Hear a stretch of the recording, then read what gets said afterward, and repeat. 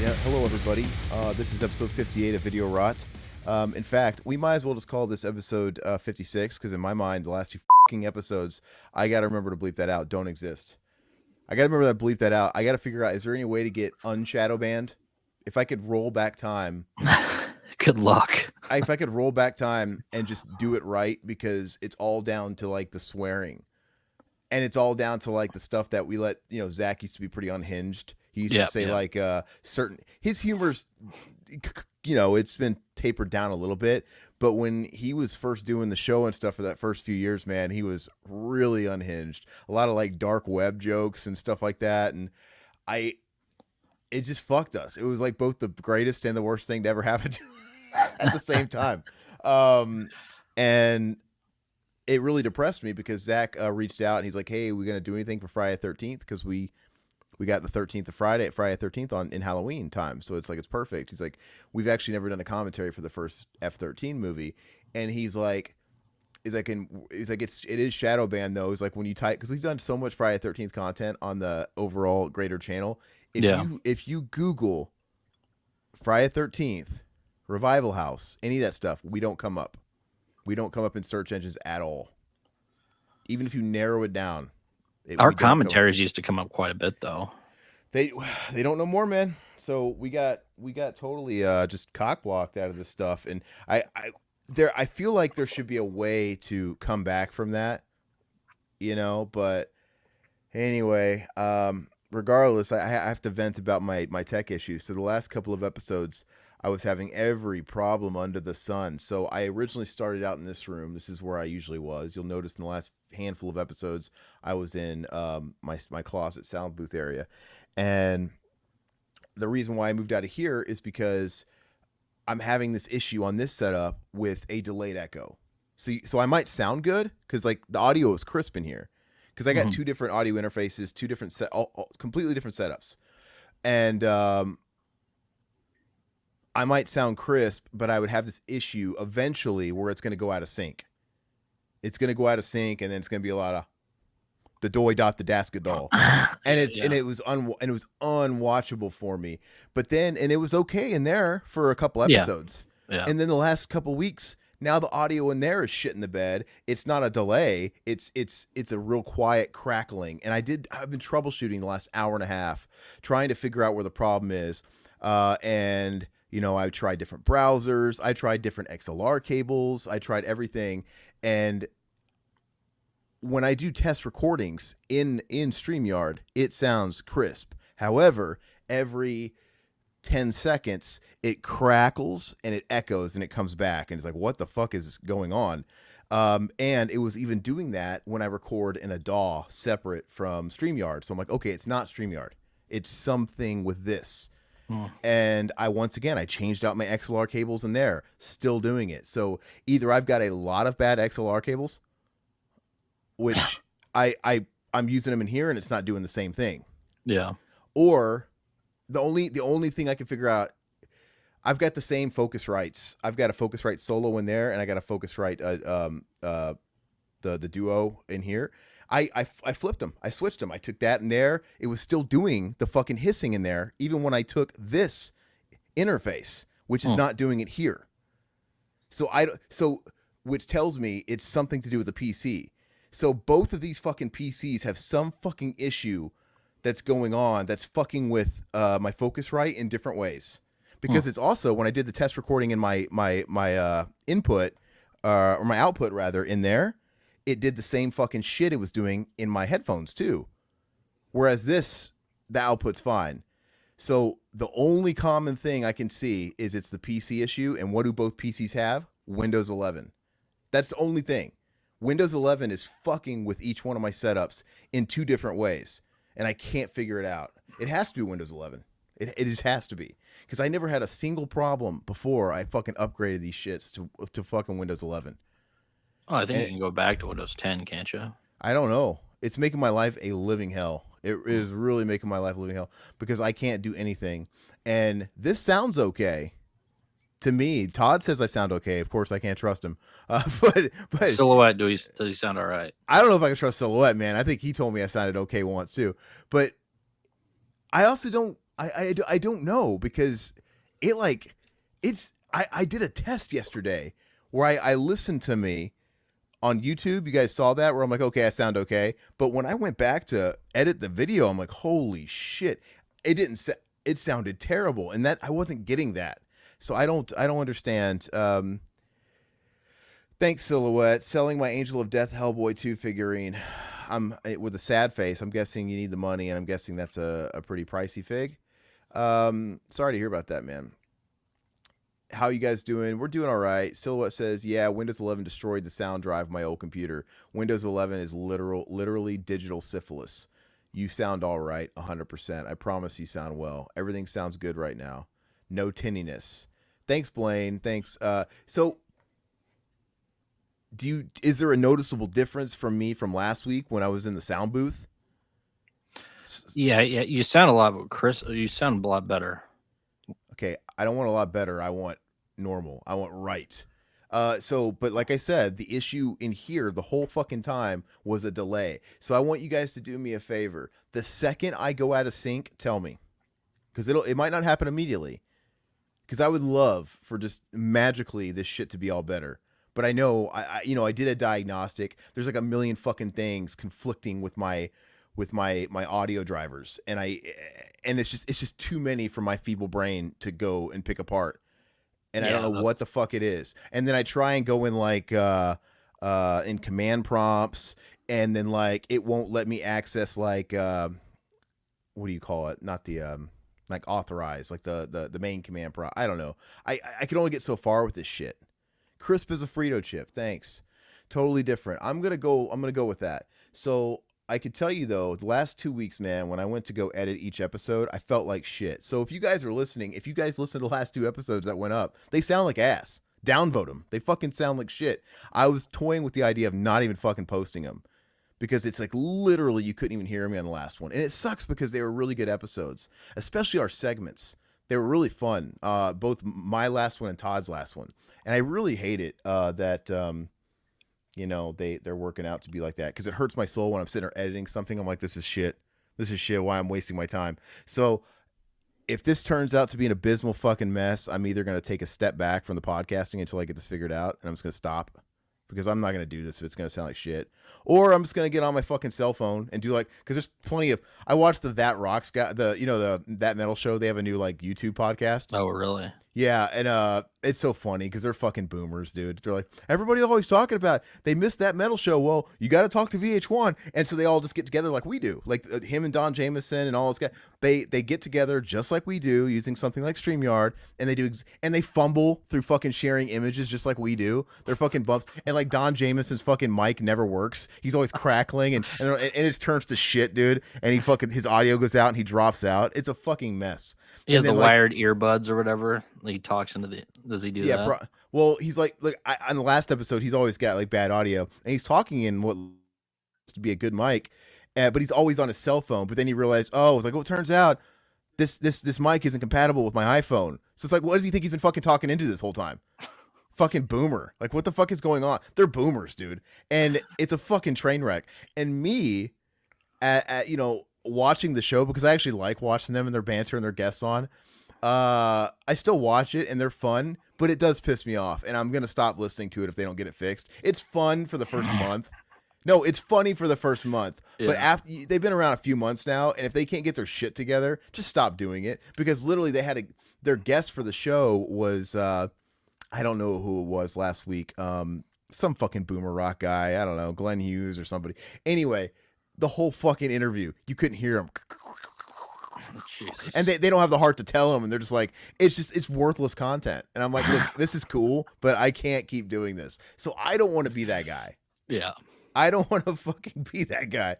And I need a friend. I need a friend in my life that is really good at computers. What about your brother? This.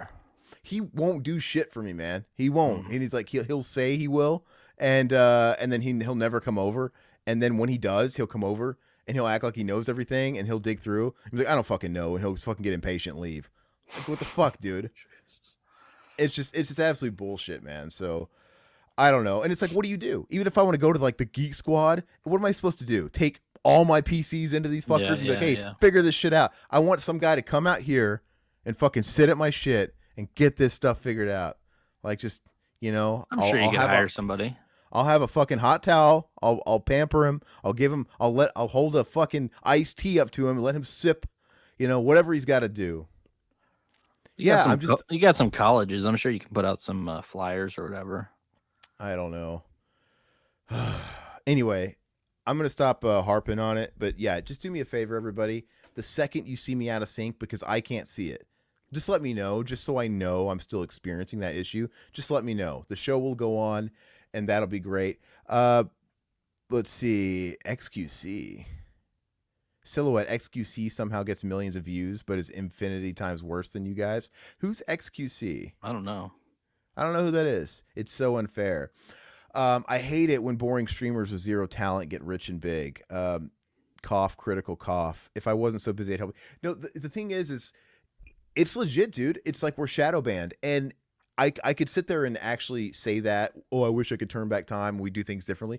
But the thing is they've changed the target on the algos with YouTube so much. Like the whole thing with you can't say a bad word within the first 30 seconds of video. That just started like a year ago. Yeah. It's like they're always like moving that target of what you got to do to stay within there. They're not very transparent. And it absolutely has to be. I mean, I'm not blaming Zach because I love Zach and I think he's an asset to. He's so much fun. But our channel was trending up, and then Zach came on more and talking about dark web jokes and Play-Doh file stuff, which is hilarious. I love that kind of dark humor. But dude, it just fucking we hit a halt. And like I said, you can literally Google our videos, you can YouTube our videos, and we are not going to come up. And it's ass. But especially being around since what, 2012 or whatever. I've always said it doesn't matter because I mean I just do this for fun. Yeah, and I appreciate the audience we have. It's a good excuse to hang out and talk with Todd, talk with Zach, talk with Mac, and just sort of have a little bit of getaway time throughout the work week because we're all old, man. We all work day jobs. We all got families and stuff now. We can't I can't go over to Todd's house on my bicycle and ask if he can come out to play anymore.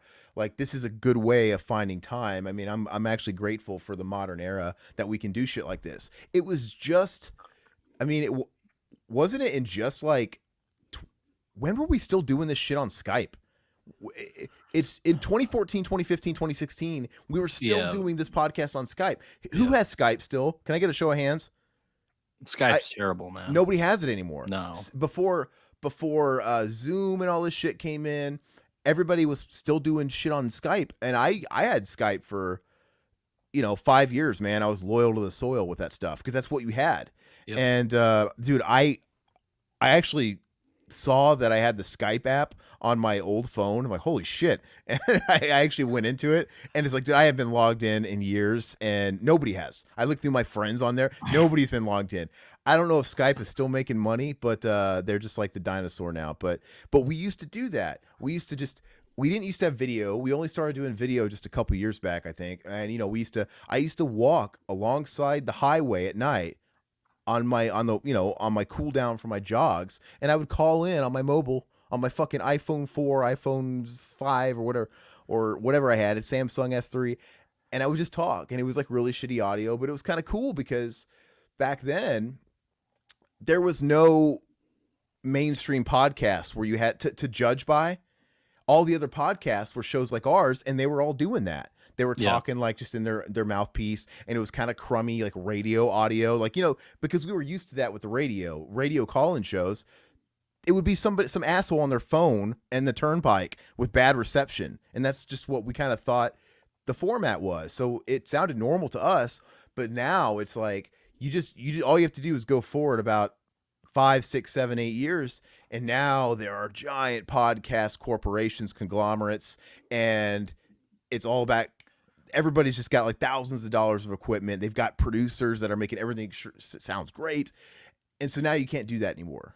And I don't want to do that anymore either. The thing about Skype I remember is you had to, like, you couldn't record video, you couldn't record audio. You had to get a third party, like you had to pay for it. So I had to pay, like $50 or whatever just for the audio portion.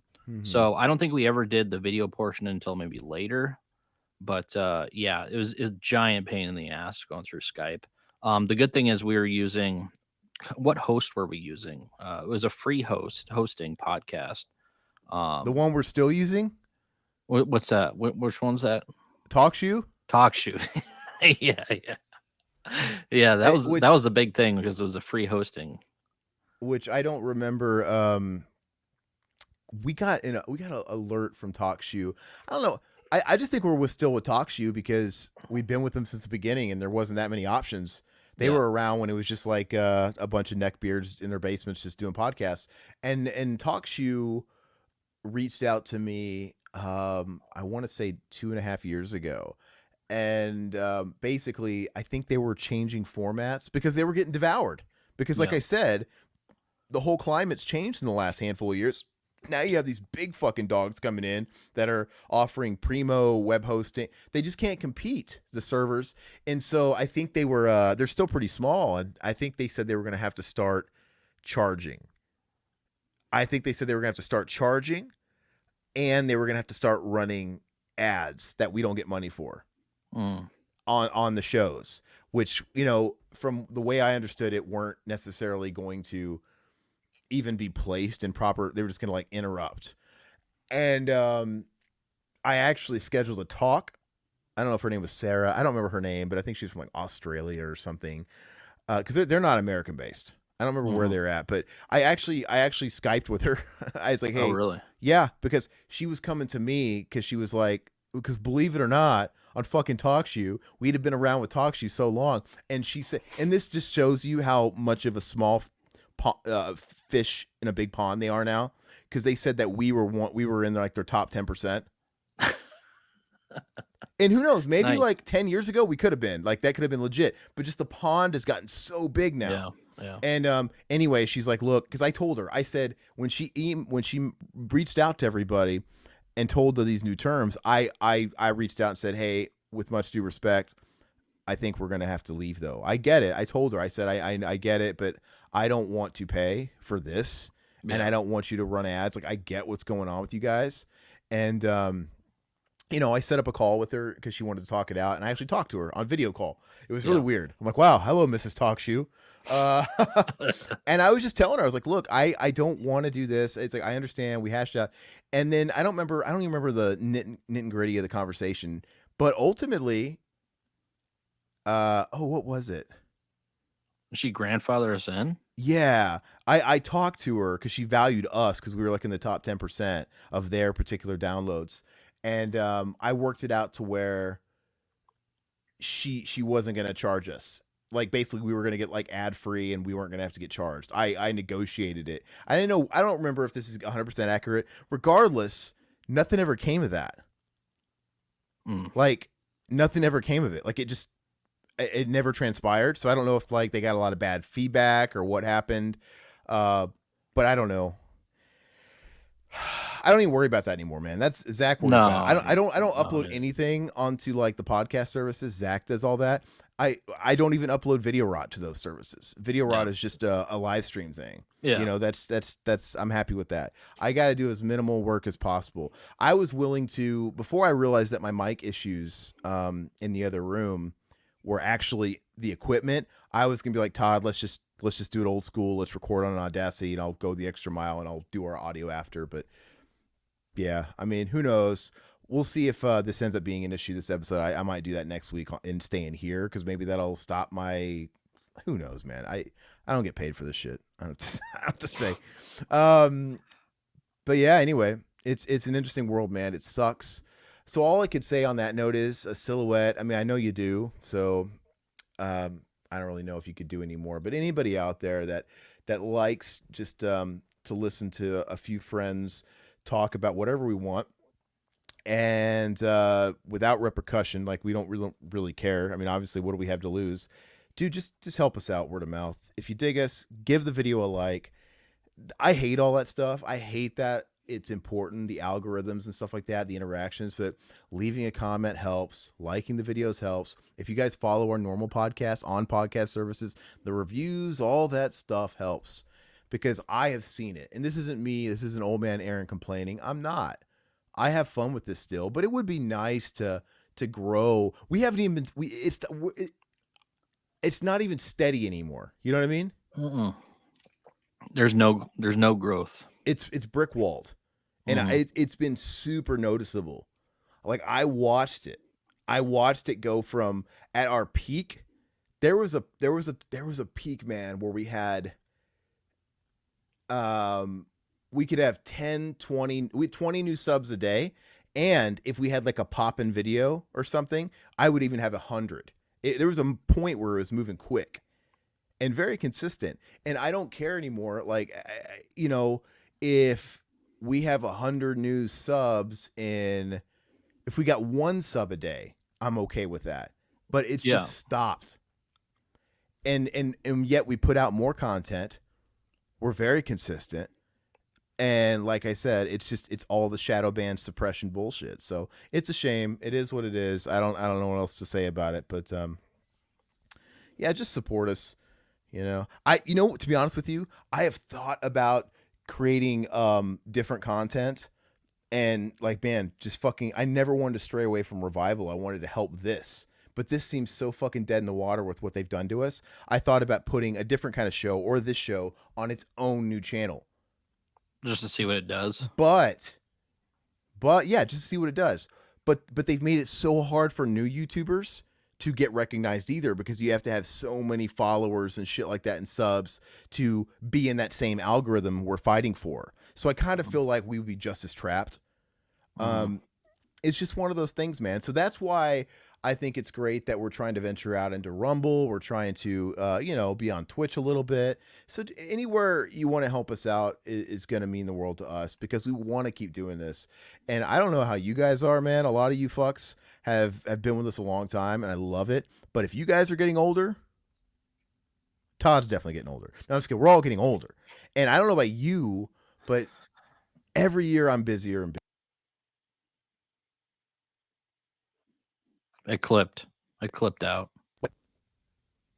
It clipped. So am I out of sync now?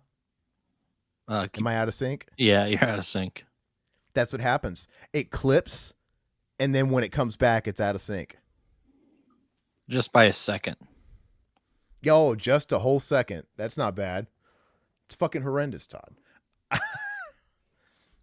Yeah, I don't know what to say, guys. I'm just gonna do this trick where I cover my mouth so it's not distracting. And Todd, thanks, Blaine. And then Todd, so you just have to know that I'm out of sync by a second. So just give me some delayed response. That's fine. I'm okay with that. All right. Okay, so we're just gonna do the best we can. Todd's gonna give me a little breathing room when he responds. I wonder what causes that, dude. But anyway, let's talk about fun stuff. I don't want to sit there and dwell on the negative. So I tasked Todd this week with watching a movie, and it was funny. Last week he was like, "Oh, is it subtitled?" Oh, and I'm like, "Didn't you? The last time we did this, didn't you make me watch a fucking Asian subtitle movie? What the fuck? Did I? Sadness, sadness. Yeah. It's like, okay, Mr. Double Standard. Anyway, so we're gonna talk about that. We'll kind of talk about any kind of new pickups. Todd, have you gotten anything? Did you get your Psycho set in the mail? No, that comes tomorrow. I did get some stuff. Oh, though. wow. Yeah. Why are you a week behind? I ordered it from Grindhouse Video, and their pre-orders were all messed up. So yeah, they were off by a week. But I did order some things. Got a few things in, and I went to like a $1 DVD store. Picked up some DVDs that haven't been on Blu-ray that I've been wanting to watch. So I'll start with the stuff I picked up recently. So this came in from Amazon. I pre-ordered this. Night of the Demons 3. I got all those too. I just got the third one, because the third one is the only one I didn't have. And then also the Twilight Zone Blu-ray set. So I was happy about that. As of the used stuff,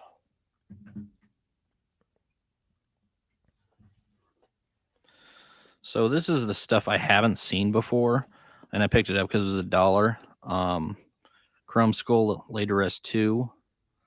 which I've seen the first one. That was one of the early Lush reviews, dude. On the when it was speaking of like the channel and how long we've been around. I remember back in like 2011, Yep. him doing that. Yeah. Rampage, the Hillside Strangler murders.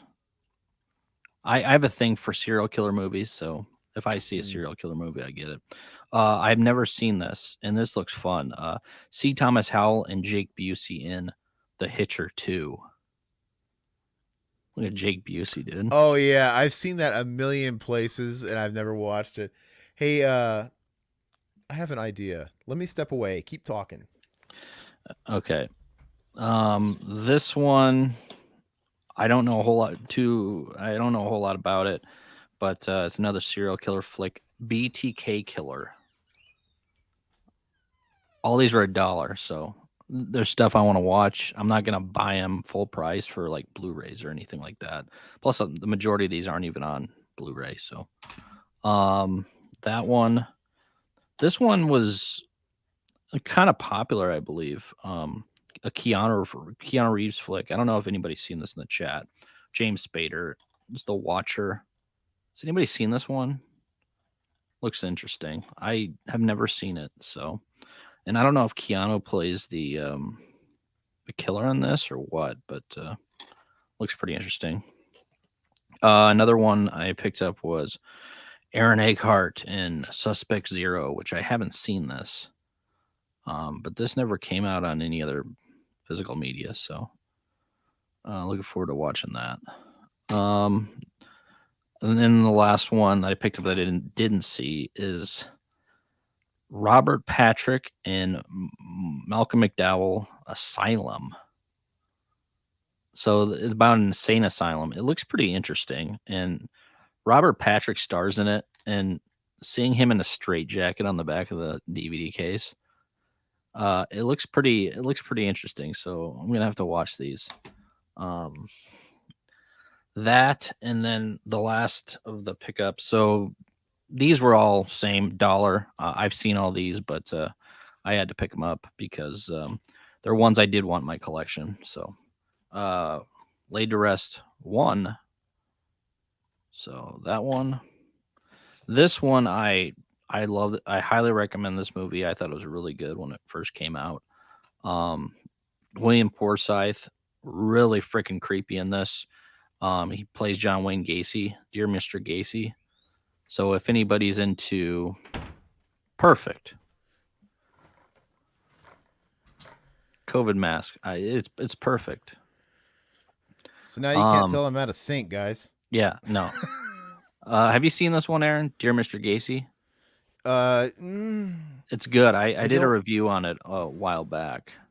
Yeah, that's where I know it from. Is your review? What about Asylum with Robert Patrick and Malcolm McDowell? Oh, that sounds fucking amazing. Hey, look at this. Look at Robert Patrick in a straitjacket, dude. He looks like someone pricked him with the AIDS needle. I know. It looks fun. And did you ever see this, The Watcher with Keanu Reeves? Is this any good? It's terrible. That is the worst fucking movie. It's James Spader.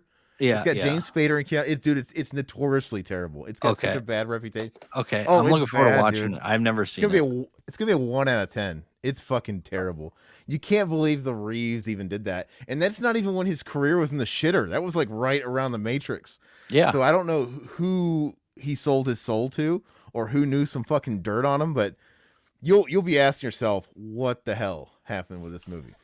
Worth $1. Hatchet. Where'd you get all these? There's a game shop here in locally. They have like all you the get this DVDs with your credit with your trade-ins. Yeah. Bruiser, which isn't out on anything else but DVD, so exclusive happy to find Walmart. Yeah, I didn't have the DVD anymore, so I'm glad I got it. These two were for my kids. You'll appreciate these, Aaron. Ernest. Oh yeah, Ernest Goes to Jail. I have those on Blu-ray. Those are hella out of print. Good luck finding them.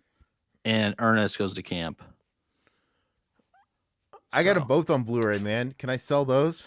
I think they go for quite a bit now. So, well, I was going to ask you too, because I was talking to you about.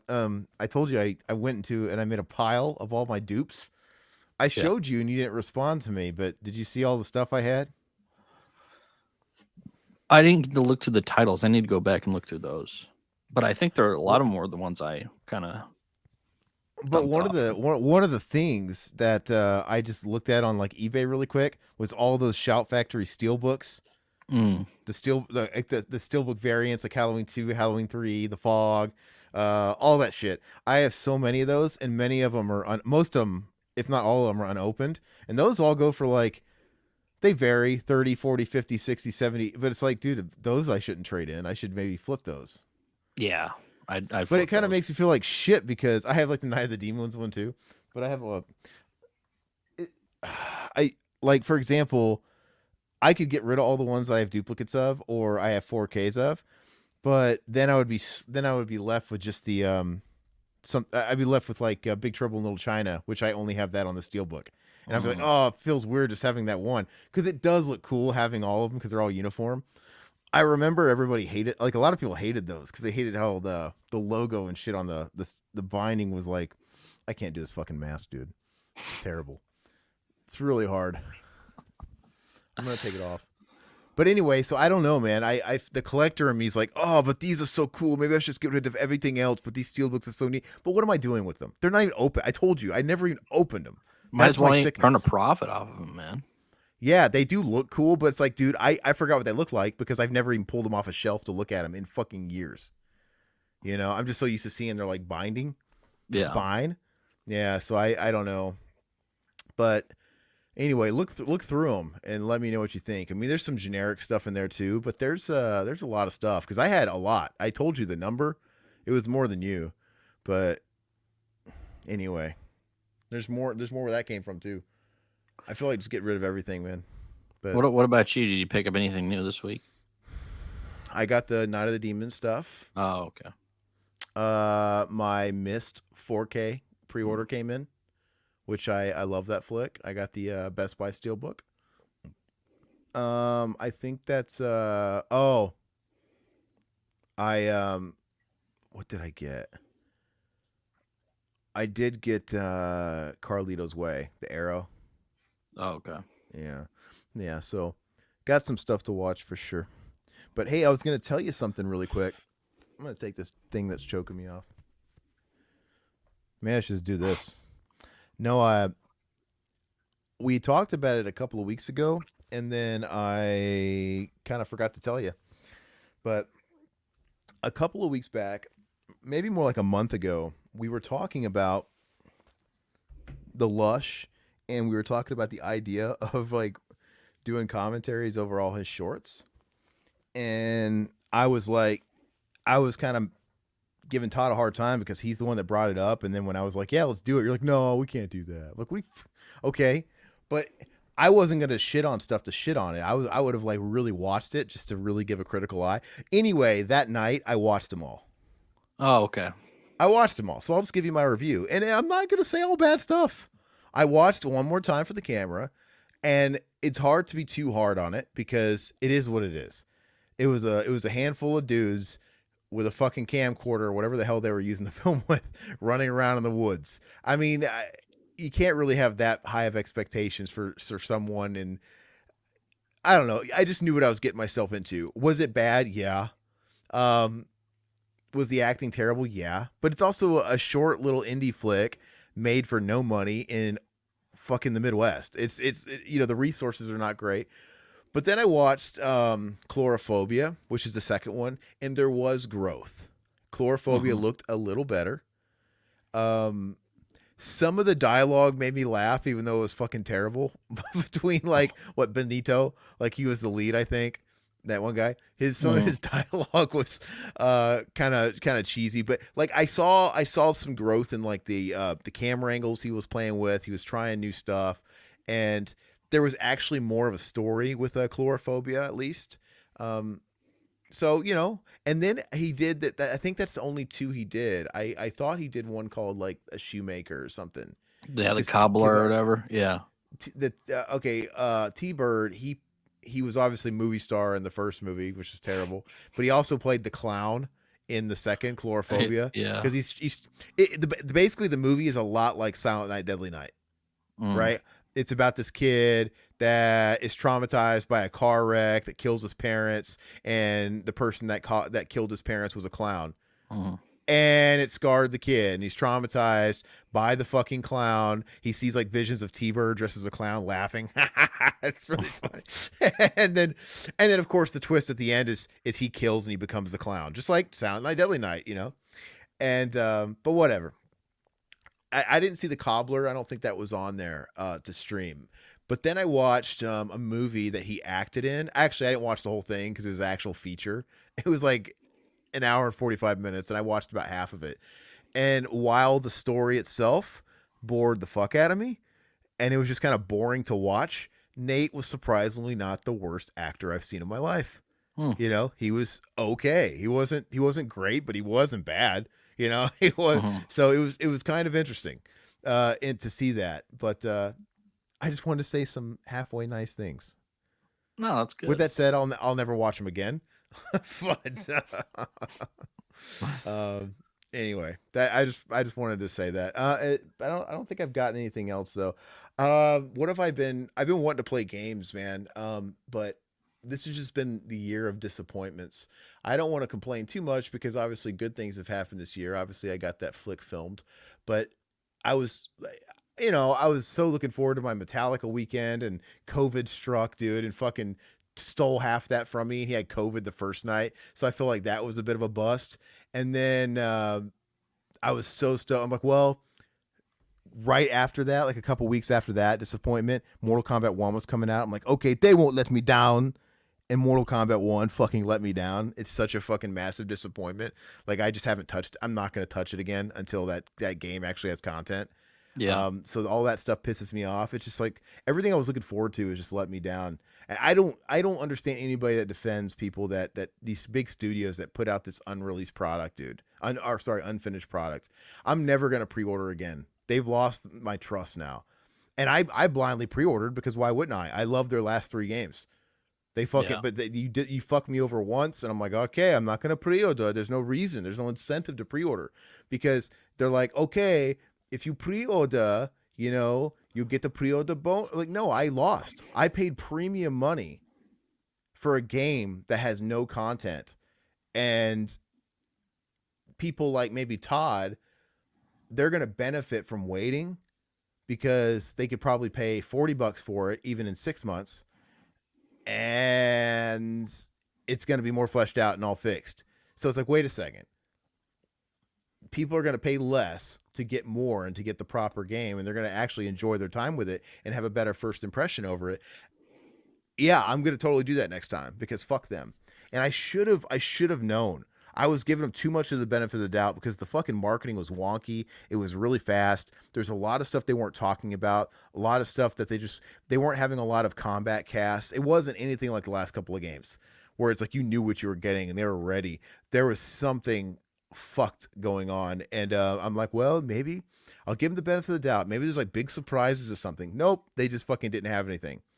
Hmm. And it's not necessarily the developers' faults. It's definitely Warner Brothers' fault. I think it's a Warner Brothers thing, because it's very obvious to a lot of people that they were making Injustice 3 and they had to do an about face. And they took whatever they started with making the Injustice game and it became Mortal Kombat, and they had to rush it because Warner Brothers is like, hey, we can't go because they only make one game at a time. They're a small studio. It's like, well, if you guys do Injustice right now, then you guys skipped a Mortal Kombat. You can't go 8 fucking 9 years without a Mortal Kombat game. You have to do a Mortal Kombat game today because they're accounting for like COVID and all this shit. Like, no, we need profits now. And it was just a bunch of bullshit. And anyway, the game could be the best Mortal Kombat eventually, but that's not giving it a pass. Like, it's fun. The gameplay itself, the fighting, everything, it's fun. But no, it may come. I'll check it out again in 6 months and then in a year. I bet you in a year from now it'll be fucking amazing. But that doesn't help me a lot, does it? I paid $100 for the fucking premium edition, 120, whatever, to get the fucking combat pack. That's not even gonna fucking come out till like fucking spring of next year. Now it's like, what the hell is going on? You should send it back. It's stupid, dude. It's dumb. I'm gonna abort that baby. No, I Anyway, watched. I watched a few. I watched a couple of things real quick. I did because I knew that Psycho set was coming. I did rewatch the first Psycho on 4K because I had that in a different box set. It's the same transfer, so rewatched that last night. And then I also watched Guardian, the William Friedkin movie, which is pretty interesting, man. It's a cool movie. Killer Trees. So if you're into that, it's definitely entertaining. So watch those two, and then of course the movie we'll be talking about tonight. Isn't Killer Trees? Isn't that just The Happening? Or like was that the air or like the oxygen from the trees or the flowers? I don't remember. Yeah, yeah. No, but gosh, what was I gonna say? So that is the same transfer in the Arrow of the original Psycho as that one that Universal put out or whatever. That's what I've been hearing. So, 'Cause which I mean, it's a great transfer. So I watched that 4K, I think 2 years ago, whenever it first came out, 2.5 years ago. It was during COVID, so it's probably been like 2.5 years. But I wasn't gonna rush to watch the first one again. But I get if it's not a new transfer, maybe I won't. I'll just go straight to the second one. But yeah, I might watch The Mist tonight though. And the only thing I want to talk about that I've seen is a series. We watched that beef show on Netflix. You've heard of that? Mm-mm. Okay, it's a Netflix show, and it was starring Steven Yeun from Walking Dead fame, and he was also in that movie that got him nominated for an Oscar, Minari, which is good. And he's in that movie Mayhem with Samara Weaving, that was really good. And of course, he's in that movie. Was it So? What's the one about the aliens? The Jordan Peele? Nope. No, nope. Sorry, I can't fucking get this guy's title straight, dude. Anyway, so yeah, his star is rising. Jordan Peterson. Oh, Jordan Peele. I think I said Jordan Peele. Did I say Jordan Peterson? I don't know. Maybe I did, dude. I'd watch that movie. Yeah. No, but anyway, the show is fantastic, man. And it stars him and it stars Ali Wong. And on the surface, it's called Beef because it's about a quarrel. It's about these two people that have a beef with each other. And it all starts from a very simple incident. And the whole show just gets dark. And it's just, definitely has a lot of layers and stuff. And to me, it plays like it's done. 10 episodes, that's all you need. To me, it's like the show's over. I actually am curious. Are they really going to think about fucking doing a second season of this? Hopefully they don't, because it was really good. I recommend it. It was a lot of fun. Okay. But yeah, that's the only thing. Let's do this. Let's do our first segment before we roll into. Yeah, let's do Name That Kino, and then I want to talk to Todd about the Wailing. I don't want to, play with chance and fate too much on my audio here. So, Todd, cue us up. Bobby, if you please. Okay. Bobby, if you please. Let's see here. All right, you're gonna have to. I'll present this. Let me see. Oh, tell me when to close my eyes. I will. For God's sakes, will you quit closing your damn eyes? Can I open my eyes now, Dad? All right, I just shared it. Close your eyes. Well, I saw what I think is your first image. Okay. Hold on. Okay, Aaron, name that Kino. Oh man. Is this Dust Till Dawn? No. Kind of looks like the band that's playing in the fucking strip club. That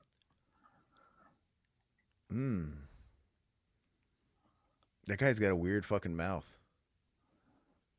And don't look at the chat. I can't look at the chat either. So oh, let me turn it off. Is that T-shirt Joe?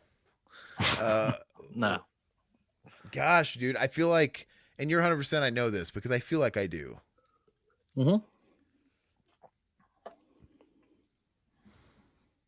This looks like some kind of dive bar in Mexico. Is that misleading me? Is that throwing me down a wrong trail here? No. What movie is it? Is it Desperado? Once Upon a Time in Mexico? Mm-mm. You already did get the Gringo. It's not that. I don't remember if there was a bar band in that. Um, vampires again? No. Go ahead and give me just the second slide. Okay. Do I need to close my eyes? Okay. Okay. Name that Ready? Kino. Yeah. Oh, come on. All right. This okay, this looks an awful lot like Dust Till Dawn, because this a strip club? Did someone kick their fucking clothing off on his face? Like It's there's a not. band and there's a It's not. dancer? Not Dust Till Dawn. But it's something like that, because that's obviously like a strip club, like some kind of strip tease. Oh, it's just killing me, man. Bachelor Party? It looks too new. No. Um mm, it's killing me. It does look too modern. Um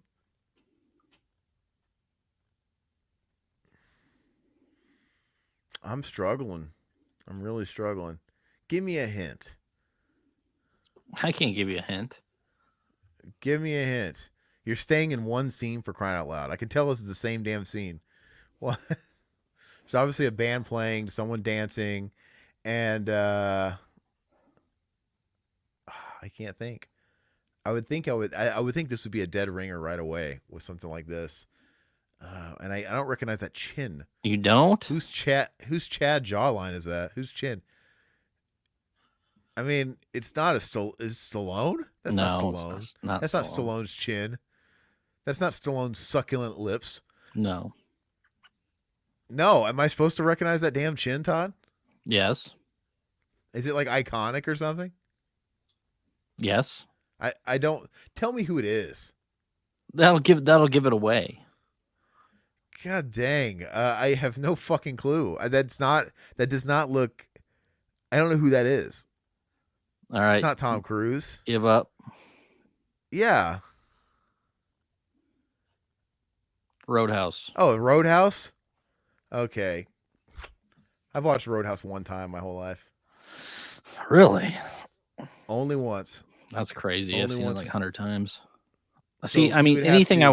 would have given it away if I would have said Swayze. I mean, So like I've seen it once, so I wouldn't recognize a shot like that. But it was obviously a bar. I should have kept guessing with bars. But yeah, I've only seen Roadhouse one time my whole life.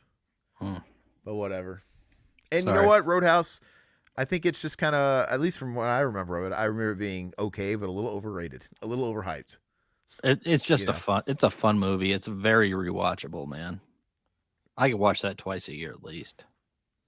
Yeah, God, that bums me out. Okay, so let me go ahead. Let's go for round 2 here. Okay.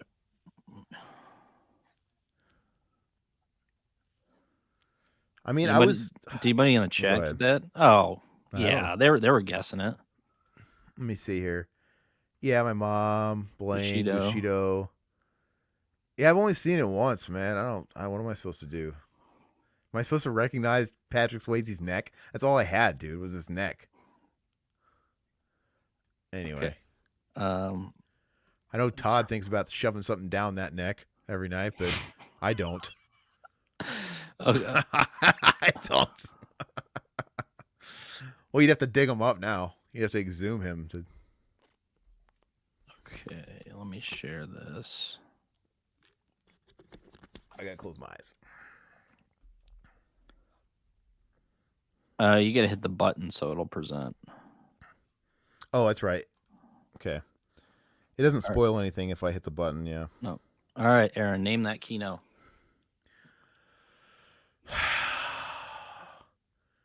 Is that a leg or an arm? Oh, it's a back. It's a back and somebody's arm going over a lane with somebody. Come on, baby. You know you're the girl of my dreams. That guy's not buff like Arnold, so it's not Total Recall. Right? No, it's not. Yeah, the guy's not buff at all.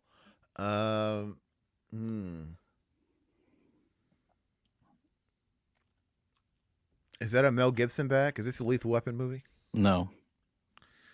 This one's gonna be hard just based off this. I already know it is.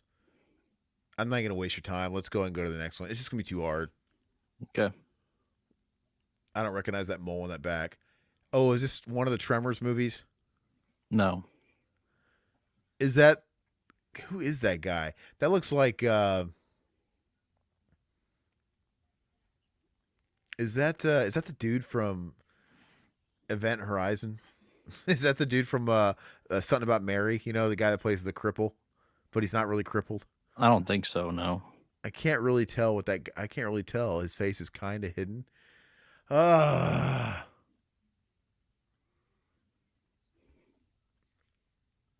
How well do I know this movie, Todd? We grew up with it. Okay, by we you mean it's in our timeline and you watched Yes. it a lot. Maybe I didn't. No, So maybe I we didn't. both watched it a lot. Jeez Louise, man. And it's not Tremors. I'm trying to think of everything in the desert. It's not Terminator 2 or anything like that. Who is this guy? It is who is that fucking guy? I can't even look at his face.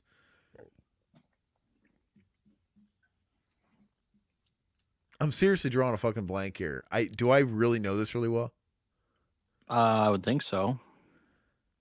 I'm trying to think of all the movies that take place in a desert. It's not Bill and Ted. It's not like I said, it's not T2. It's not Young Guns 1 or 2, because look at that. He's not dated.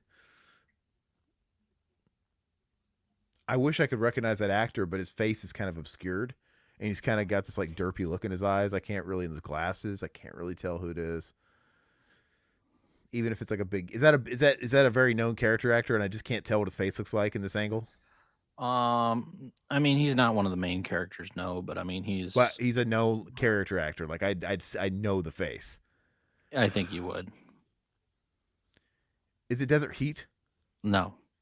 No, because that guy's not in Desert Heat. No. I'm just pulling shit out of my ass, Todd. I have no idea. It's not Tremors 1, 2, 3, 4, 5, or 6. Okay. Start thinking about it from the first photo to this photo. So what was the first photo? A guy in bed with his arm around a lady. Yes. And now we got a guy with a gun, and I don't know if it's the same guy in the bed or if he's got his gun on the guy who was in the bed. Maybe somebody's sleeping with his wife. I don't know. All right. You give up? I give up. Fools rush in.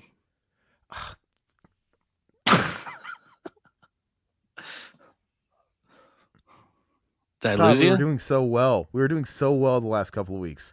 Where we kind of dialed it back a little bit. How many times we saw this like 4 different times in Miss Pfeiffer's class? No, but that's not what I'm getting at. I agree the movie, I've seen it enough. But like I feel like the last 2 episodes we did better with our hints. Like to me, I think these were both a little too obscure. They were not very forgiving.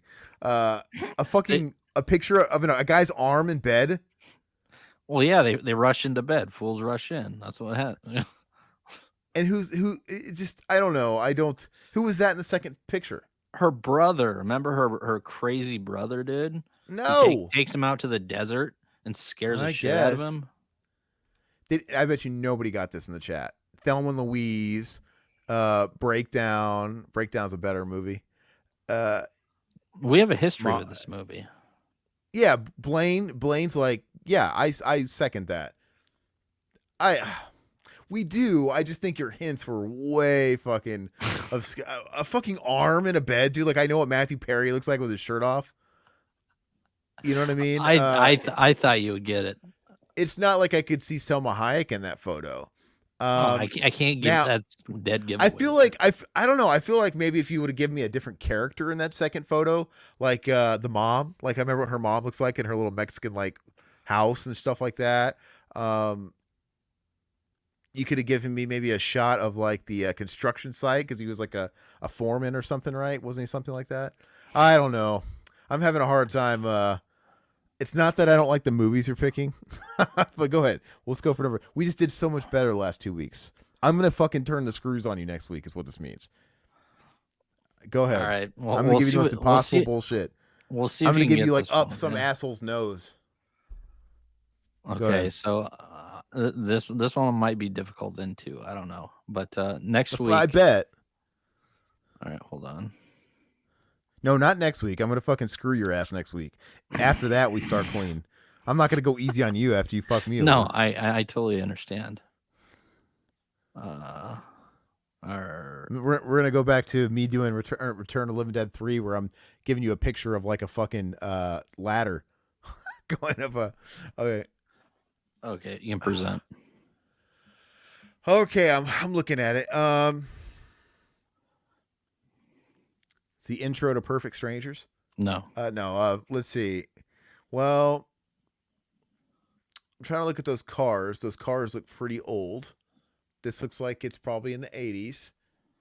Because I see like what looks like an 80s model maybe back there, but in the front it looks like an even older car, so it's probably 80s. Mm-hmm. Too old to be Problem Child 2 or something like that, or Problem Child. It obviously takes place in New York, but that's not a Yes. huge narrow down for me. There's a lot of movies. But I'll guess a couple of obvious New York movies, and then if not, we'll move on. Is it Okay. Taxi Driver? No. That Is didn't come out it in the 80s. Oh, but I didn't say it was the 80s. It could have been the 70s. You never told me Oh. yes or no. I'm just riffing. Oh. Yeah, I know Taxi Driver to come out of the fucking 80s, Todd. Are you trying to make me look like an idiot over here? I know. So you just gave it away that it is the 80s. Okay. So it is definitely the 80s. Is it Harry and the Hendersons? Even though No. they were from like Washington or something. Damn it. No. Is it a movie starring Jean-Claude Van Damme? Is this Lionheart? No. Because I feel like I'm just looking at a very misleading establishing shot. You know, it could be easily missable. 80s New York. Is this Muppets Take Manhattan No. with fucking Charles Grodin, No. where he has the hots for Miss Piggy? It's like the greatest performance ever. No, I don't even know if you've seen that before. Oh, I've seen it. It's not very good, but Charles Grodin's great. Yeah. Oh, but if fuck, I keep going to 90s movies, 80s.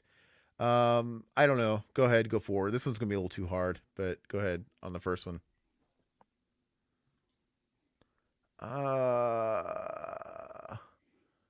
Huh. Who is this transsexual I'm looking at?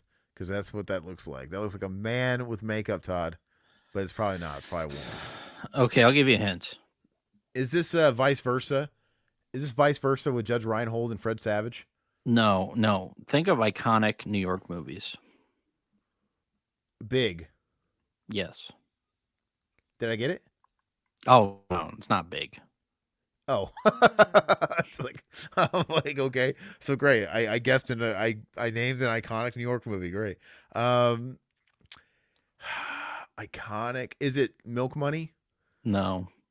That's a '90s movie. I don't know if that's New York. Iconic New York movie. Stars New York two. Minute starring New York Minute starring the Olsen twins. No. Okay, go ahead. Two A+ actors. Two A+ actors. In your mind, is this a two Corys movie, Todd? No. Okay. Two A+ actors. Is it happen to star Robin Williams and Kurt Russell? No.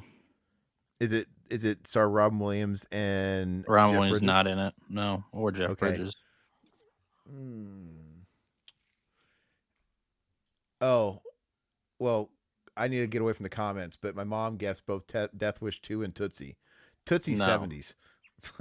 So, Death Wish 2, Mom? Really? Jeez. Okay. No, this is mainstream. This is a pretty big movie. Gosh, man, it's not Die Hard because those weren't in the third. It's not New York, the 80s. Wasn't Die Hard 2 in DC, I'm pretty sure. Or was that I think Chicago? it's in DC. Oh, it could have been DC. I think that one's technically a DC airport. But I don't know. Fuck. I'm struggling. Give me a hint because I'm gonna lose it anyway. Just give me a hint. Give me some kind of. Give me the initials. Give me the initials of the two actors, just for fun. Okay. The initials of the two A-listers. You're saying. It is. Is it Stallone? No, it's not Stallone. Just give me the initials. The two if I O's. do that, it just gives it away. I'm trying to think of a Look, different. I already forfeit. Just let me try and have a little fun and try and get something here, because I don't want this to be a total shutout. No, I already I'm gonna forfeit. I give. lost this. I'm gonna give you a better. Okay, this came out in 1987. Great, Todd. Give me the initials, please. Okay, MD and CS. MD and CS. Okay, let me put my thinking cap on here. MD. Charlie Sheen. Charlie Yes. Sheen, is that the CS? Yes. MD though. Let me see. 87. What did he in? Men at Work? But who's MD though? MD's not By an Meister. iconic director. But Wall Street. Yes. Is this Wall Street? Yes. Michael Douglas. Okay. God, these are tough, man, because I've seen Wall Street. I actually think I've seen Wall Street twice, but that's a tough movie. That's not exactly a movie I've watched a lot, or I would know by this frame. These are just tough. I'm not saying they're unfair, but they're fucking hard. It's really hard. What was the third picture? Oh, you never even told me the third picture, but that's all right. What was it? Yeah, that would have gave it away. Yeah. Gosh, these are tough, dude. That was a tough one. Anybody in the chat get it? No. Why would they? These were difficult. Nobody did. These are very hard. I'm gonna put a fire poker in your ass next week. It's gonna be it's gonna be embarrassing. It was not Tootsie. No. Okay. So anyway, let's go ahead and talk about the meat of our show. I forced Todd into watching The Wailing. I really wanted Zach on this, and I think he's got a fuller plate than he usually had in the past. He's in school and stuff, and I think what he had told me was, I would love to do it. He's like, if I can get everything done in time. So I guess he didn't. But Todd, this isn't cinema enema, so I'm not gonna like worry about me remembering every single beat or really giving a full synopsis. You can, since it's fresh in your mind, but it's not cinema enema. I just want to talk to you about the movie casual, like a couple of friends. So what was your thoughts going into the movie? What was your feeling as you're watching the movie? And what was your overall consensus after it was done? Just kind of give me your review. That's really what I want. Yeah, my breakdown. So going into this film, wasn't too excited just because it was 2.5 hours long. I don't mind movies where I have to read subtitles. I don't mind foreign films. You said it was a horror element to it, which I was excited about. I don't think I've seen any of these directors, any of his other films. So I went in with an open mind. The first 15 minutes grabbed me though. The cinematography is beautiful in this movie. It's fantastic. Just the rain scenes, everything. The village. I mean, it just looks awesome. It's a cool setting. And the fact that this is like, there's a sickness going around this little village. You follow a policeman, and I really like this lead character. What was his name? John Gu was the main character's name. John Gu. Okay. John Gu. John Gu, yeah. I don't know, something about him. He's not like an actor that's great looking or anything like that. He's kind of a nerdy type of pussy cop. Even when it comes to a lot of those Korean actors, because like a lot of those, even if you watch like an Asian movie like Train to Busan, that guy in that Train to Busan's great. He's like a real pretty boy.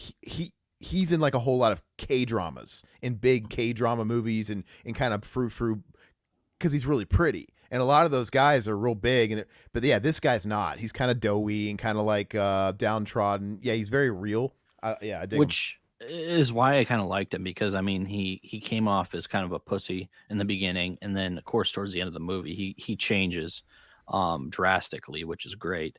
I did love the character of the Japanese man. I thought he was great.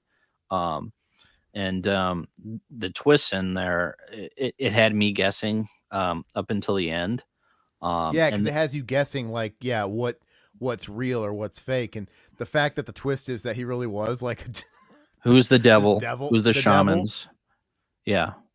It Um, yeah. Go ahead, keep some going. some of those I thought that the shaman part with the knives and everything was Yeah, freaking insane, dude. I thought that was really cool how they did that. yeah. There was a lot of cool parts of this movie, and it didn't seem like 2.5 hours. It flew by, and just the fact that it was filmed so well, um, I it didn't. I wasn't like wanting to like get up and go to the bathroom or look at my phone or anything like that. I was pretty hooked into it. So I was very surprised. And then with the ending, I really, really enjoyed the ending, um, how they ended it. And it was one of those movies where you watch it and you enjoy it, and then you also want to know more about the movie. So I did go on YouTube to get some other people's like opinions on like the ending. There's obviously like a Christianity religious Yeah. undertone to it all, the parable, everything. Because in Korea that they're Christians, Hmm. which I always found very interesting. It's like in Asia, it's like, oh, Korean Jesus, they actually practice Christianity in Korea. But yeah, so that's like a huge theme of the movie and stuff like that. And but yeah, go ahead. What else were you reading? I also thought it was funny. Like I don't know. I don't know why I thought it was funny, but to see Jong-gu, he was banging his wife in the car, the back seat of the car. I thought that was pretty funny in the beginning. Oh yeah. I thought his daughter did a great job. She was creepy. Is she the director's daughter? I was trying to, I don't know. because they both have the same last name. Oh, Hong Jin. No, Hoyo Jin is her name. I don't know, but yeah, overall, I thought it was very, very good. Some of those scenes, what was probably my favorite scene? The whole devil scene, I didn't see that coming. Like where No, the fucking in the cave. the No, in the priest, cave yeah, where he was revealing himself to be the yeah, devil and shit like that. Okay, that scared the shit out of me. I thought that was like the scariest scene I've seen in a long time because I was talking about it last week where nothing really scares me, and it still doesn't scare me, but like that would have scared me as a kid. And yeah, it kind of took me back a little bit when I was watching that dude in the dark. I'm like, that's legitimately creepy. And that actor that he plays the Japan guy, the yeah. foreigner, he's from Japan. He's in a lot of like he's a big Japanese actor. Like he's in Audition. He's in all kinds of stuff. All kinds of stuff. But he's He's great, man. fantastic. Yeah. He's fantastic. Yeah, a lot of these guys are. But that scene, dude, it rocked me to my core. Super creepy. And even the one who played the other ghost, the girl, the mysterious woman, I thought she was Mm-hmm. pretty intriguing as well. And then of course the other shaman was just funny. I mean, seeing his nose start bleeding and start puking all over the ground is just comical to me. Mm-hmm. Like they had funny parts in the beginning. I'm trying to think of what was a part I just started cracking. Oh, he got struck by lightning. The guy that got struck Yeah. by lightning. I was like, what the fuck? That was pretty funny. It had its comedic elements in a portion of the beginning, which I did appreciate, and then it just got even more serious and more dark. And you can kind of see him changing into doing whatever he can for his daughter and that sort of thing, Yeah. and willing to do whatever it takes to she's possessed, so try to break the curse or um figure out what's going on with her. So, and then the ending with them all, I don't want to spoil it for anybody else, but um Spoiler. We'll give everybody 2 seconds to fast forward. 1, 2. Got it. Spoil it. the whole family dying, it just kind of comes full circle. Everything came full circle, which I love those type of movies. um Uh huh. it just wrapped up really nice. I like movies that don't have happy endings, so I'm sure I would like a lot of more films. So probably should watch some more of these. But no, I love the ending. I thought it was great. I think I know there's Go ahead. What'd you give it? I gave it an 8 out of 10. Okay, I I- gave it a 10 out of 10. I give it a I never give anything a 10 out of 10 the first watch. I don't. I have to. The most it can get on a first watch is 9 out of 10, and then if it still sits with me, um, it can upgrade. And this one, I watched this one twice. I watched it again with Eva's sister. I'm like, hey, let's watch this. And so after I watched it a second time, and I noticed more in the second viewing, and I liked it even more the second time. Like, this is a 10. So for me, it's definitely a 10 out of 10. It's the best horror movie I've seen in a long time. And I know it's got a lot of Christian undertones and parables, and it's like paralleling like the Bible and stuff. But also, there's probably a lot of these movies in Asia they could be based off like Asian folklore and stuff that we don't really know around here. Like, for all I know, the whole thing with the Japanese man and the curse and stuff, maybe there is like some folklore there. I don't know, but I love this movie, and I'm really shocked that it doesn't have like more of a boutique release. It just seems like the kind of movie that Criterion would pick up, because it was like a festival darling. It was one of those movies, right? Right. Now, it didn't come over here, but that doesn't mean anything. Criterion puts out so many fucking Asian, like they put out so many foreign movies, and they put out shit that I question a lot more.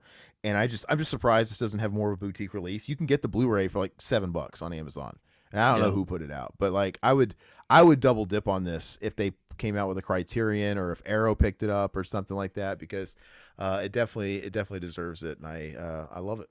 Now, have you seen any of the director's previous films, The Yellow Sea or The Chaser?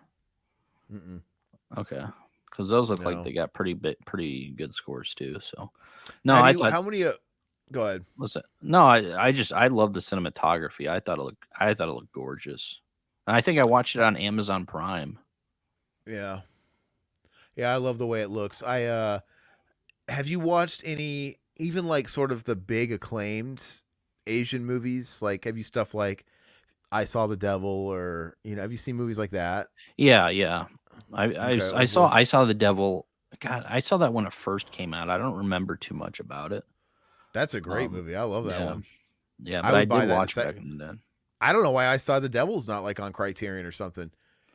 Even though it's kind of like a revenge movie, so it's kind of gory. It's kind of like, it's kind of fucked up. But yeah, I've just gone way down the rabbit hole on those movies, and all kinds of stuff. And like I said, there's a lot of cool stuff in the Yakuza crime genre movies. A lot of great samurai movies. Obviously, just the big ones. I mean, the ones that are, you watch Yojimbo, for crying out loud. Like, I love all the culture over there. And then they have the horror stuff. And I remember back in like the start of the 21st century, we had that big horror Asian boom where America was remaking all their movies, and it started with The Ring. It started with The Ring, and then that was a huge hit. So Hollywood started exporting all these scripts from Japan and remaking The Grudge, and remaking like Shudder, and remaking gosh, I know there's more. There's so many of them. But just about always the Asian ones are better.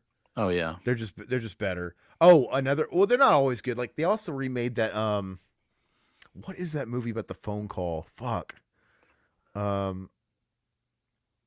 is that movie about the caller? Damn it. And I can't remember who was in. I can't. There's like a phone call, and it's I can't remember who was in it, but some chick that but she's not like an A-lister. Anyway, the Asian one of that one's not very good. But what's the one with Jennifer Connelly? Dark Water. You ever seen that one? Yeah, Dark Water. Yeah, that was a Asian movie too, and that movie, the Japanese one, is way better. But there's so many of these movies, and I like them because they're all ghost stories for the most part. They're either ghost stories or you're Takashi Miike and you're like torture porn. Which Takashi Miike, he's hit and miss, but he directs a million things a year. Like, that guy has got so many damn things under his belt.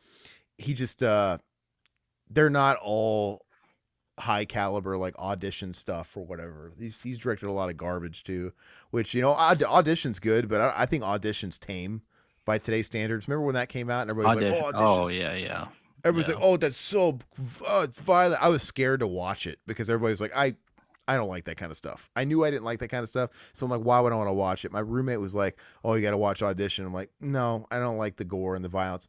And then I finally watched Audition a couple years ago, and I'm like, this is tame. I had set the mental bar for what I was going to experience so high to where I was underwhelmed. The movie was good, but I'm like, it wasn't that bad. I've seen so much worse, violence wise. What about Dumplings? That was pretty good with Bailing. Wailing. I love Dumplings. I like A Tale of Two Sisters. Oh yeah, That's a great one, and I think isn't Tale of Two Sisters the same guy that did I Saw the Devil? I think it is. Let me look it up. Yeah, look it up real quick. I'm pretty. Who directed Dumpling? Or sorry, Tale of Two Sisters? Ji Woon Kim. Yeah, I think it's him, right? Click on his name. Known for I Saw the Devil. Yeah. I Saw the Devil. Yeah, and I'm pretty sure that guy also directed his American debut was Last Stand with Arnold Schwarzenegger. Oh yeah. Last Stand. And a lot of times when these guys come over to America, their debuts don't do them justice. Like what they just don't. They're just not done justice. Like John Woo is kind of an exception, but even then, man, a movie like Hard Boiled is so good, but he comes over and he does. I think his American debut was Hard Target, which I love Hard Target. Mm. But it's just so watered down compared to like the stuff he was putting out in Asia. And then of course I love Face Off. And Broken Arrow it's fine. It's not as good as guilty pleasure. I still like it, but it's not great. It's not as good as Face Off. No. And then he did MI2, which is not good. And I don't think he's done a whole lot since then in America. I think he pretty much went back to Asia. But yeah, I don't know. Same thing with like the guy who directed Ringu, the Japanese, the original Ring. Gore Verbinski directed the American adaptation, Naomi Watts, who was a huge hit, and the original Ringu is really good. Yeah, and Ringu, it stars that guy who you see in every Hollywood movie if they need an Asian guy, literally all of them. But he played Scorpion in that shitty Mortal Kombat movie. You know that actor? Yeah. So Yutaka Matsushi, I don't know. Yeah, Utako Tuesday Laundromat. Yeah, that guy. Yeah. Right? But a lot of those guys, a couple of them, because Ken Watanabe, he was the it guy for a while because he was really big in Japan, and they cast him in The Last Samurai with Tom Cruise, and he kind of crossed over from that, and he was showing up like in Inception. He was kind of showing up he was in Batman Begins. He was in a lot of stuff. So yeah, anyway, the guy who plays Scorpion, whatever his name is, he's another one of those guys that he's like, they need an Asia guy, Rush Hour, call that guy. You need this guy, call that guy. But anyway, Gore Verbinski directed The Ring. They actually got the original director of Ringu to come and direct the American version of Ring 2. Which everybody fucking hates. Yeah. It's just so weird, man. I think when you take the Asian, Japanese filmmaker, Korean filmmaker out of their element and you make them come down to like an American level, I just don't, it doesn't always translate, and I don't know what that is. Yeah, no, I totally agree. But yeah, I'll start looking at some more foreign films, but yeah, I was very surprised. I thought that was a really good movie. Like I said, I very rarely give stuff 10 out of 10, so I gave it an 8 out of 10.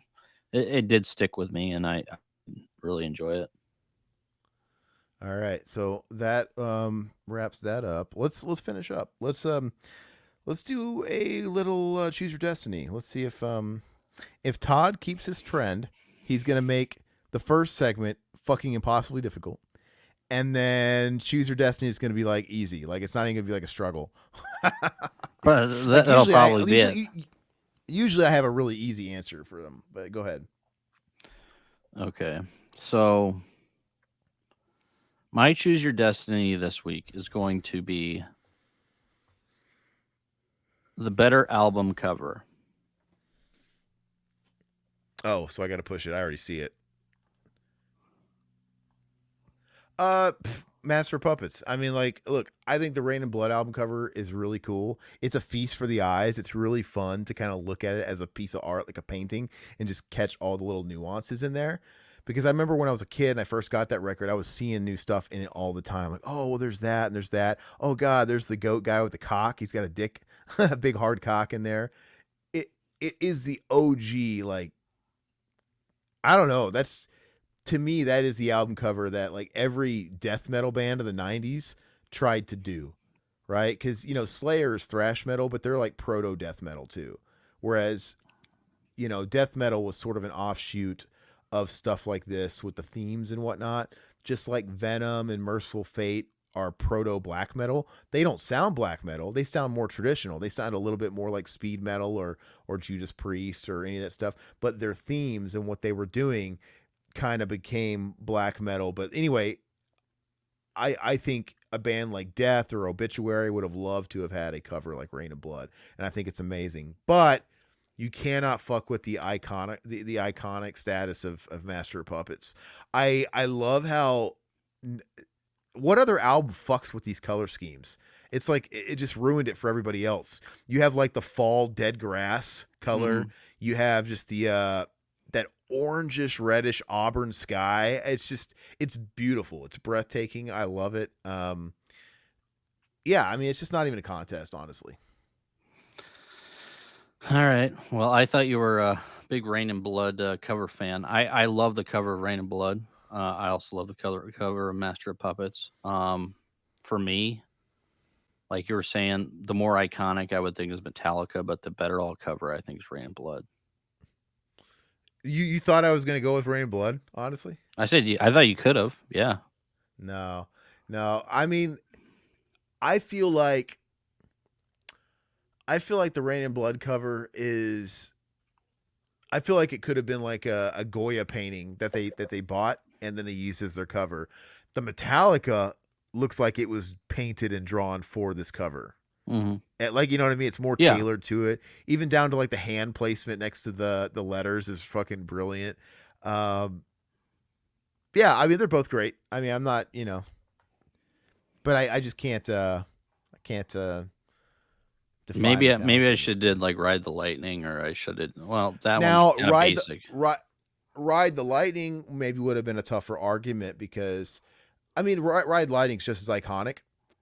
Who knows? Maybe the fanboy in me would have said the same thing, like, "Oh, I love this," but I don't know. I just think as a piece of art, I think the Master of Puppets is more striking. There's a lot more to it. Yeah. I love the fucking soldier helmet on Yeah. the one the cross in the up front.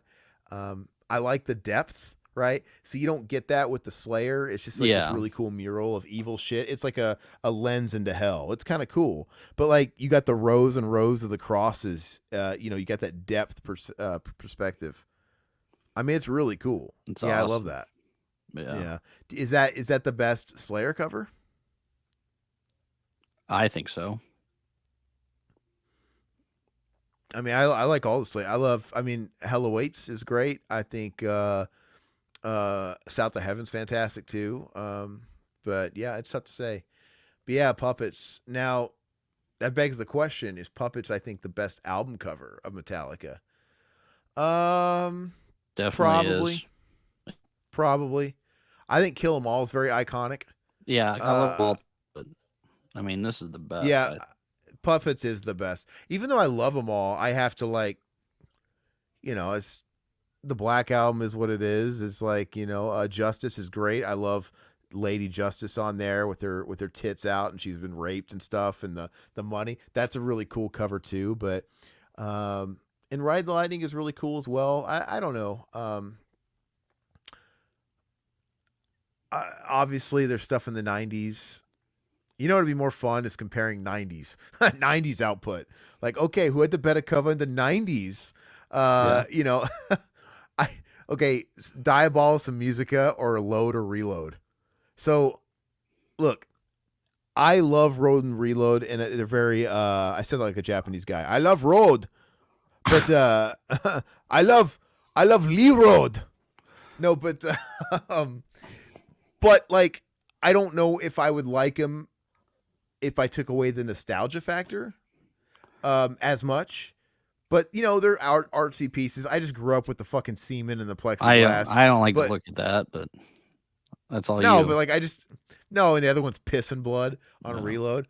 But it's iconic to me. But I get it. Like, this is it's not about the cover here. But Diabolus Musica is not a very good album cover. It's just that one weird guy with he looks like a Pinhead knockoff with no pins in his head. I don't really understand that cover at all. Is he supposed to be like a hell priest? I don't know. Christ Illusion. Hold on. We skipped God Hates Us All. I actually don't. I actually like the censored cover way better than the uncensored, right? Because they had to sell it with the slip, with the alternate cover, but the CD had the Bible with the nails in it, and the Bible was bleeding. That was cool, yeah. No, I didn't. I don't think that one's that good. Honestly, I think it's a little too edgy. Like, okay. It's like you're trying a little too hard to be hard, Slayer. Like, hey, there's a Bible with nails in it. But I actually like just the simple white cover with the quad crucifix. I think it's cool, man. I think most people would disagree. Everybody's like, oh, the censored cover is I like it. I think it's very striking. It would grab my eyes because it was white, and you would just see white iconic. And gold. Yeah, it really grabbed you because there's no other Slayer album that really looks like that. Whereas I think the Bible with the nails and the blood in it, while it's a striking image, it's kind of black, it's kind of dire. To me, it would kind of blend in with 6 Feet Under records or whatever death metal records were out at the time. Christ Illusion, when that came out, to me it looks more like an old school Slayer record, but like it.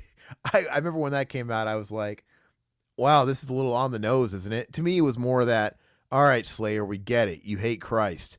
You have a battered, bruised up, severed Christ, dude. And it's just like, all right.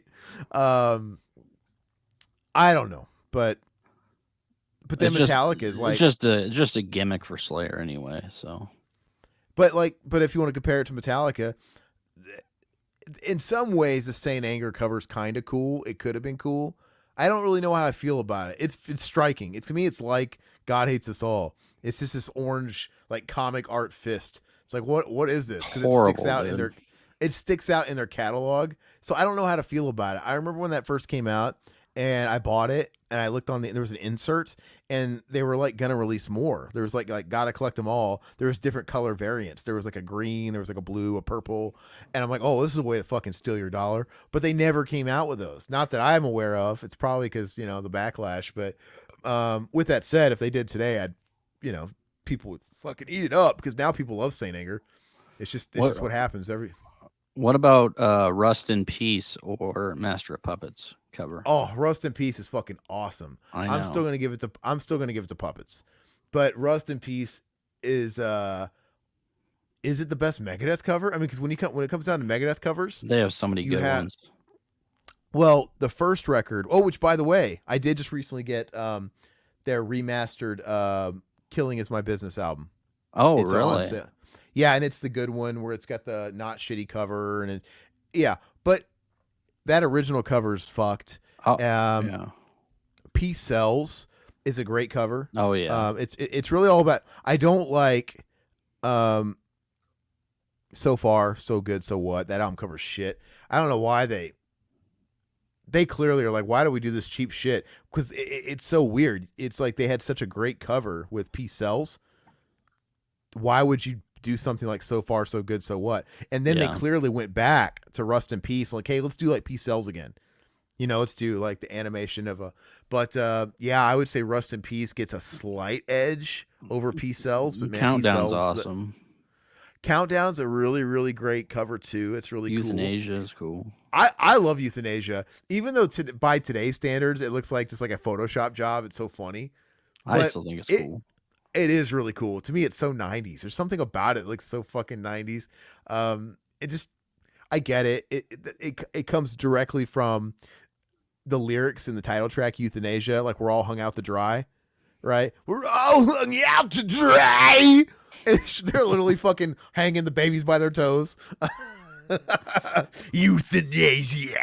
Dun, dun, dun, dun. I love Euthanasia, by the way. I really love it. I hope if they repress that record, they do the original master and mix, because those, everybody hates those fucking remasters and remixes that Dave Mustaine put out like in the early 2000s, and that's really, and when you go on like Spotify, it's all the remastered bullshit, and I don't understand it. Like when he remastered Cryptic Writings, which I love Cryptic Writings too. The cover's simple. It's whatever. It's nothing to write home about. It's whatever. What about Warheads on Foreheads? What? Warheads on Foreheads, Megadeth. What am I missing? Didn't they have a war chest or warhead? I don't know. Is that a greatest hits or something? It's where they have like the plane or whatever with all the missiles on it. Here, I'll show it to you. Yeah, just show it to me. God, this looks ridiculous, dude. Must be like some kind of compilation or something. All right, let me present this. That could be kind of fun sometimes to do a tier ranking of like the album covers, dude. We of should. Certain bands. Okay, this is recent. This is a greatest hits. Oh, okay. This is a recent greatest hits that came out like literally a couple years ago. Warheads on Foreheads, dude. I don't even understand this. That looks like, I don't know if I really get behind that, but what's funny is they just pretend the original Risk cover didn't exist.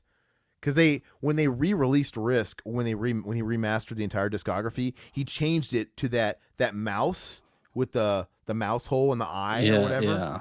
Or like there was like the mouse trap and the cat's eye in the hole, and it was like, oh, the Risk. Will this mouse risk getting that cheese because there's a cat there? It's like, oh, it's so risky. But I actually like the original cover way better.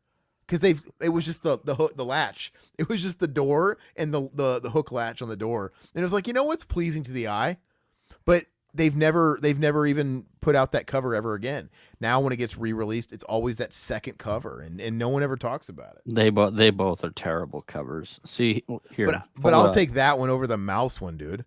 Yeah, these are both garbage, dude. Look at that, dude. The little hook chain. That's not a good cover, dude.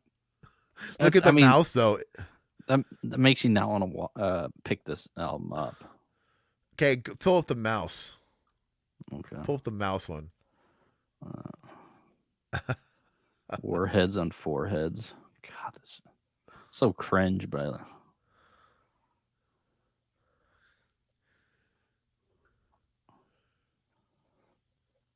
Megadeth.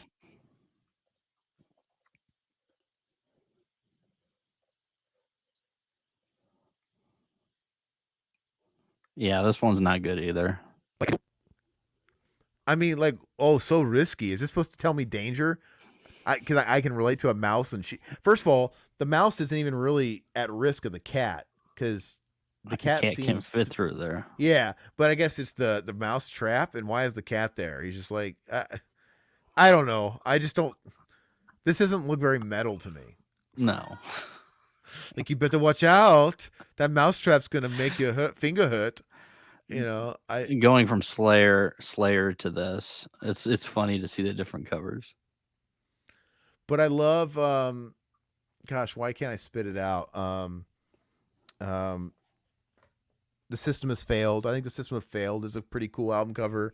I don't like United Abominations that much. I actually really don't like Endgame, that cover, even though everybody loves that album. I don't 13, really care that's not good. 13's generic. I do like Dystopia. I think Dystopia is cool. Dystopia is cool, yeah. I think it's a really cool, and I do like the new one. The good that one's pretty cool too. Yeah. They're to me, they're very thematically similar. Like, it looks like they got the same artist to do both of those. So I'm down with those. I need to go back and listen to the new Megadeth record, because I listened to it once and never went back to it. It's like I liked it, but I don't know why it wasn't grabbing me like Dystopia was. But Endgame doesn't do a lot for me. The cover wise, yeah. What about United Abominations is a little too much of an eyesore. Like, I'm not a fan of the color schemes going on there. Oh yeah. Super Collider, that's weird. That's weird. That to me, that looks like a 90s like Megadeth album cover. It's just like a weird, like a kaleidoscope effect. They're trying to do like Tool Lateralist or something. That's the album I always forget exists. I need to go back and listen to that because it was so weird, man. Because they kind of got all this respect back after like going heavy again. Everybody loved Endgame. And then they always do weird shit like, okay, now let's make super close. Let's go back to fucking Risk. Let's go back to youth. Let's go back to Cryptic Writings because that's what it does. It sounds like Cryptic Writings, and I'm like, Yeah. what is this? But like, I never really listened to it. I might have spun it once, but I know everybody shits on it. But that only kind of makes me want to listen to it more. Like, you know what? I kind of want to listen to it because maybe it's not as bad as what people say. The thing that turned me off instantly is they have this song featuring David Draymond called "Dancing in the Rain" or Oh, "Dance in the really? Rain," and I'm like, that's so gay. And I see "Dance in the Rain" featuring David Draymond, and I imagine like a music video, like that Tattoo band. All the things she said, all the things she said, and it's Dave and Draymond in the fucking rain dancing together and kissing. I don't know. It just seems really queer. I hate to. That's not a very PC term, but I don't know. Um, but I have to listen. Oh, I think David. Yeah, I don't know. I'll have to listen to it though. But anyway, let's wrap up. I got dinner to make, but Yeah. this was fun. Hopefully, I'm trying to cover my mouth because I know I'm out of sync. But anyway, hopefully it won't be that noticeable. And hopefully I'll get this stuff fixed for too long. But again, thank you all. I hope you guys enjoy, and I hope you guys please like and subscribe. Please leave a comment. If you're a longtime subscriber, please leave those comments.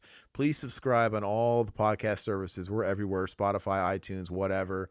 I think I heard in the grapevine Google Play was shutting down their podcast, Google Podcasts, because they represent such a small portion of where people listen.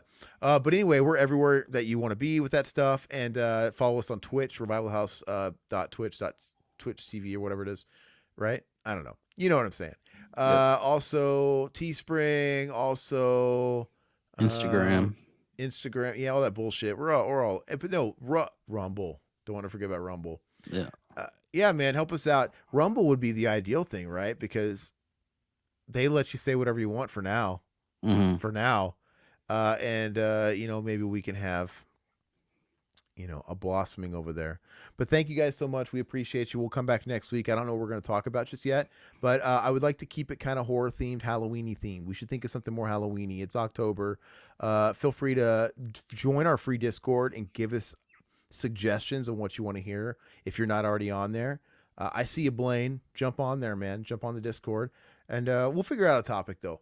We'll keep it themed though, and I think here soon we want to do a Friday the 13th commentary for BTM. So be on the lookout for all that, guys. We'll catch you later.